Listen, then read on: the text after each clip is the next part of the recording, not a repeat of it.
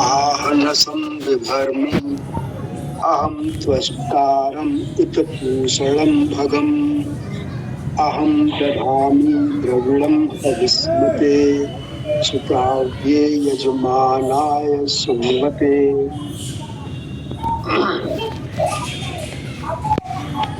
यहाँ पर अपन को पहला शब्द मिला हुआ अहम, जो एक वचन है और सर्वनाम में आता है।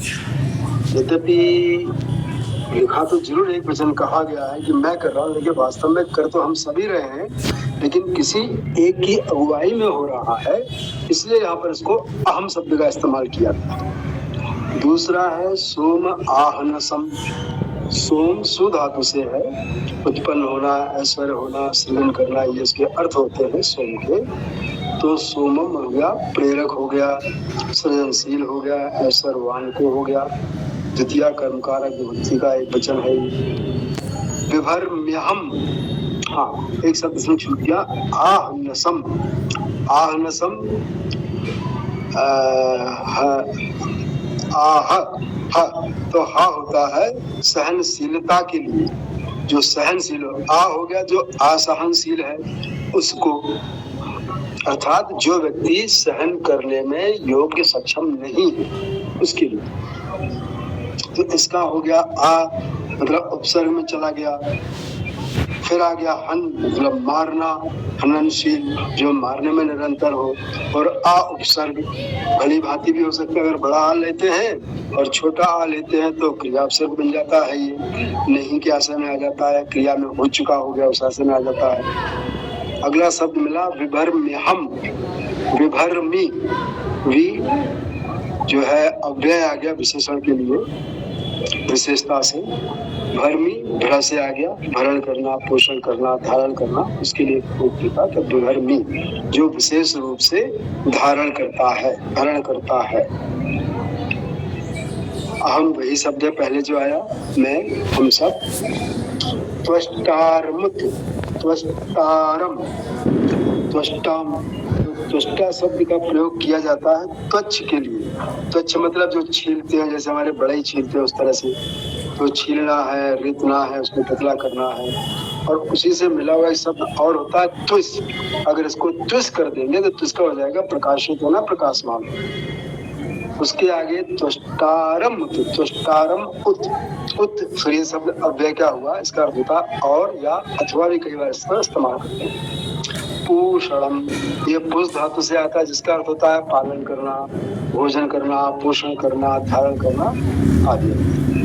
भगम, भग, गम, भग धातु से मतलब भग को, जो हमारा सेवा करने वाला हो, सेवादार हो, उसके लिए, सेवा करने वाले के लिए, उस तरह से चलता है भग धातु में। अब फिर अगला शब्द आया दूसरी पंक्ति में, दधामी। ये धातु से धारण करना, मतलब मैं धारण करता हूँ। तो जो व्यक्ति अगुवाई कर रहा है उसके साथ सभी लोग धारण करते हैं, तो सारे के लिए शब्द इस्तेमाल हो रहा है एक साथ, दधामी, मतलब सारे लोग मिलकर के एक वचन। द्रविणम, द्रविण, बोल चाल में हम द्रविण को क्या बोलते हैं, धन संपत्ति के आशय में लेते हैं, लेकिन यहाँ पर ऐसा नहीं है। यहाँ पर ध्रुव शब्द का मतलब बहना, चलना, बहनशील होना। तो इसलिए यहाँ पर द्रविण शब्द का उपयोग होता है जो प्रवाहमान है, गतिमान है, प्रगति को है, उस तरह से लिया जाता है। हविष मते, हविष हु धातु से बना हुआ शब्द है, जिसका अर्थ होता है दान करना, आदान प्रदान करना, बुलाना, आवाहन करना। तो हविष मते के लिए हो गया दानशील के लिए, या जो दानी व्यक्ति है उसके लिए।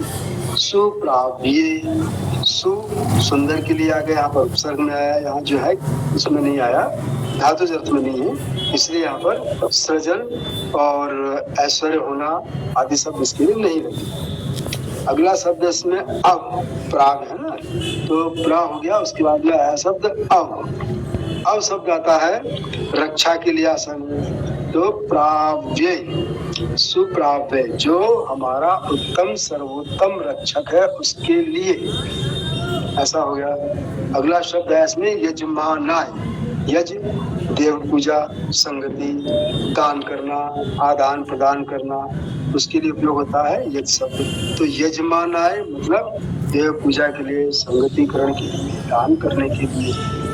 तो ये जो हमारा यजमानाय एक क्रिया है। सुनवते, अगला शब्द है सुनवते। यहाँ पर भी सु आ गया, उत्पन्न करने क्रिया वाले शब्द में। उत्पन्न करना, प्रेरणा करना, नियमन करना, ऐश्वर्य होना।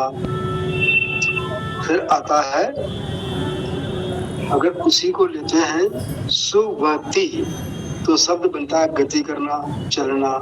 सुनोति, सुनते, अभिसवन करना।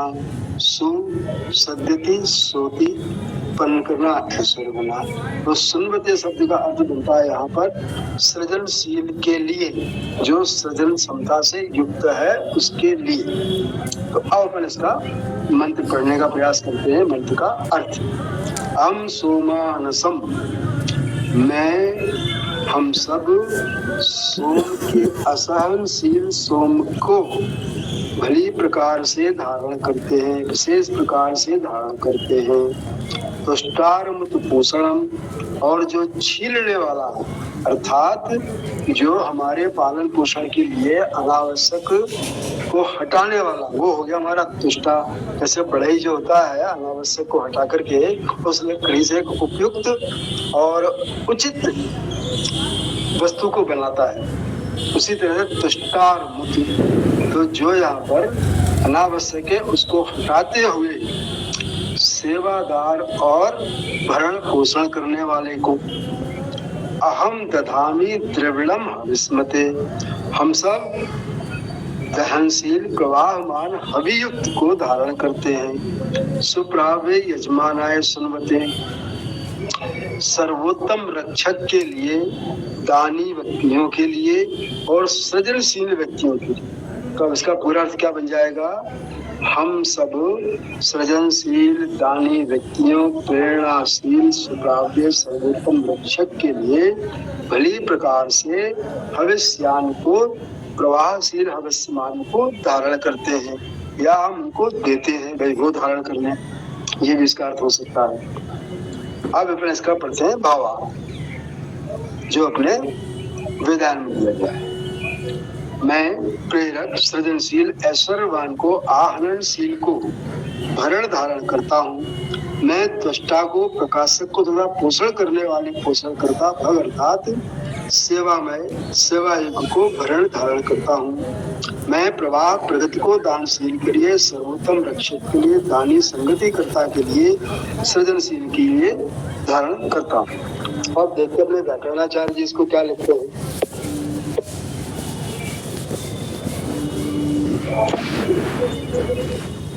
व्याकरणाचार्य गंगा सहाय उपाध्याय जिस पर लिखते हैं, मैं पत्थर से पीसे जाने वाली योग, सोम, त्वष्टा, पूषा एवं भग को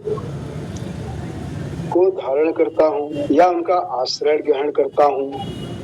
मैं हव्य धारण करने वाले, देवों को सोवन हवि देने वाले एवं सोमरस निचोड़ने वाले यजमान को यज्ञ का अभीष्ट फल देने के लिए प्रेरित करता हूँ। ये इनके दो अलग अलग अर्थ आए। धन्यवाद। हाँ, इसमें तो गंगा सहाय जी का अर्थ कुल मिलाकर अनर्थ ही कहा जा सकता है। हाँ, ये तो बिल्कुल ही पता नहीं कहाँ जा रहे हैं, जो वेद के संदर्भ से ही बिल्कुल अलग है, पूरी तरह काल्पनिक लग रहा है। तो उसके लिए बस इतना कह देना पर्याप्त है।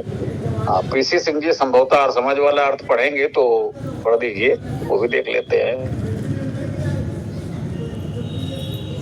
पढ़ना पड़ जाओ।